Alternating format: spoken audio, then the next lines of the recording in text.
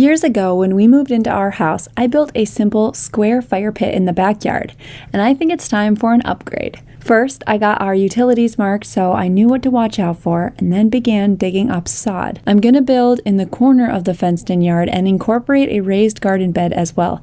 Here's my inspo pic.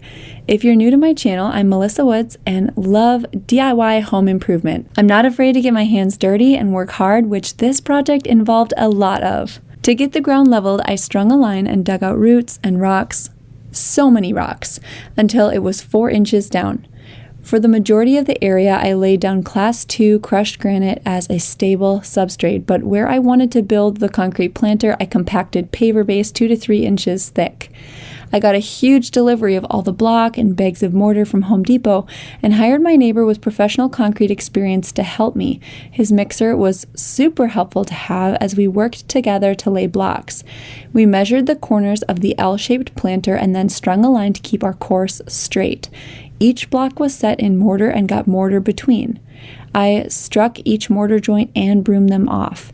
We measured with a laser level to ensure the wall was level across each time we set up our line for a course. After 3 courses, I pounded down 4-foot rebar in the center of a block core, about every 3 feet, and then core filled with concrete. This will stabilize the wall and prevent cracking from Minnesota's extreme freeze and thaw cycle. Then I laid the 4th and last course of block with a paver style so there's more space for soil in my planter at the top. I have a video breaking out all the details about building this concrete raised garden bed linked in the cards. When it came time to coat this planter, things went a bit sideways.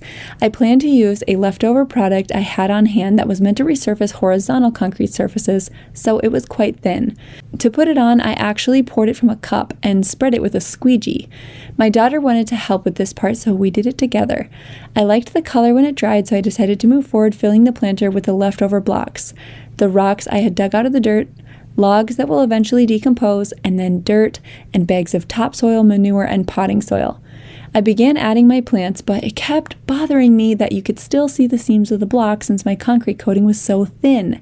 I decided to think it over while I moved on to the landscaping rock. I began by placing these large pavers in the center as a flat base for my fire pit to sit on. Once they were all leveled, I laid out a geogrid to dump my rocks into. I got this grid to prevent the rocks from moving around as they get walked on. My neighbor came to help again this day because I needed his trailer to haul the rock. I got about 1.5 yards of rock called Fort Dodge White from a local landscaping supply. The thing is, the diameter of this rock is 1 to 2 inches, and they're big enough no matter how high I piled them, they didn't compact enough to cover the geogrid. Since the rock is large enough, they don't travel out of place like I worried they would, so I ditched the geogrid, and I just ended up adding edging. At this point, I went back to the concrete planter to coat it another time, this time with a product thicker and made for vertical surfaces. Unfortunately, I didn't notice it was fiber reinforced, so I wasn't experienced enough to lay this without fiberglass sticking up all over, making the wall look fuzzy. I also ran out of material and had to mix more, so there was a seam I needed to cover with a new coat of product. I asked my audiences how to get rid of this problem, and most suggested sanding. Well, that didn't work at all, but others suggested melting it with a blowtorch. I was so nervous to try, but this worked. The most common suggested coating was stucco, but no store in my area carried finish stucco, and unfortunately I let the guy in Menards talk me into trying base coat stucco. I applied this despite the little rocks in it and smoothed it as best I could, but when it dried it was so rough to the touch. Not at all what I wanted. At this point, I was frustrated. I figured I would go back to a resurfacer like the first product I used and liked. That brand's product was on back order, so I picked up a different brand of the same kind of product at the hardware store and got to work praying this would be the last time I'd recoat this dang wall. Unfortunately, after this 4th coat, the color dried super dark and very uneven. I did not have enough product to do the top ledge of the planter, so that looked completely different than the sides. Again, I stepped away in frustration as I thought about whether I could live with it. I planted a grass called Carl Forester on each end of the planter.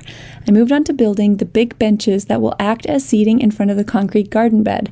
I bought 24 green treated 2x4s and let them dry for a few weeks before building.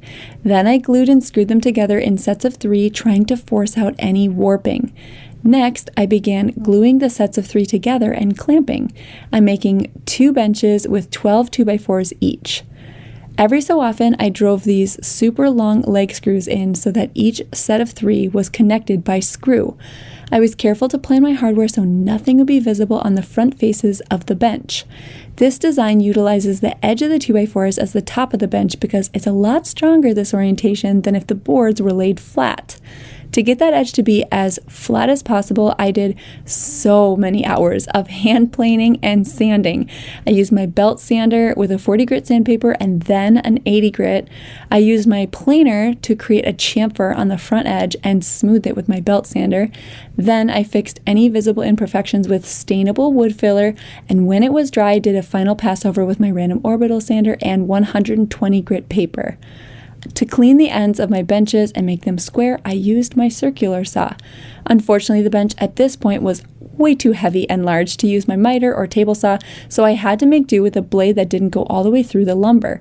I lined it up and cut it as flush as I could, then sanded the edge smooth. When the moisture meter signaled my wood was dry enough, I applied an oil-based stain and sealer in 1. This is the same product I applied to the treehouse project I did last summer, so it will all match in my backyard. For the legs on this bench, I'm going to repurpose the legs made of flat bar steel from my end tables. Believe it or not, my sister and I welded these ourselves 8 years ago when I built these. They're super heavy duty, so I think they'll work for this project better, and I'm kind of done with these end tables anyway. I drilled holes in the steel for screws to go through into the bottom of my bench. I used pan head outdoor Craig screws with a washer. I was so excited to get these benches in place. I made my assistant Kate help me with it when she came over one day. They felt stable on the rocks and sturdy to sit on, but the corner of my planter was not a perfect 90-degree angle, and I discovered I had some scribing to do. I laid down plastic to catch sawdust and cut the benches right where they were, which was not an easy task, but better than moving 150 pounds back to my garage again. In order to connect the 2 benches in the corner where they meet, I drilled pocket holes for Craig screws to go in at an angle hidden underneath. I also decided to cut and stain another piece to cap off the visible end so it looked a little more custom.